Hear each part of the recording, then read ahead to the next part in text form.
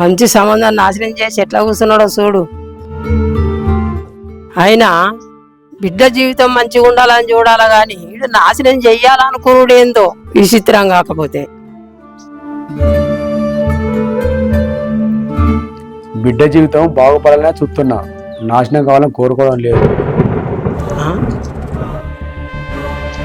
ఈ మనసులో అనుకున్నది దీనికెట్లా తెలుసు? అసలు మా నాన్న ఎందుకు ఇట్లా చేసిండు ఖచ్చితంగా ప్రశ్నించాల్సిందే. రే, నన్ను ప్రశ్నించే వయసుకి ఇంకా రాలే. ఎప్పుడేం చేయాలో నాకు బాగా తెలుసు. ఏంది నేను మనసులో మాట్లాడుకున్న మాట మా నాన్న విన్నట్టే మాట్లాడుతుండు.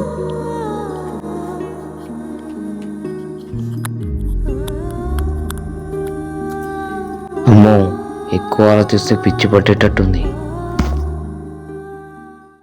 అవునే లత, రమణగాడు విచిత్రంగా మాట్లాడుతుండేందే?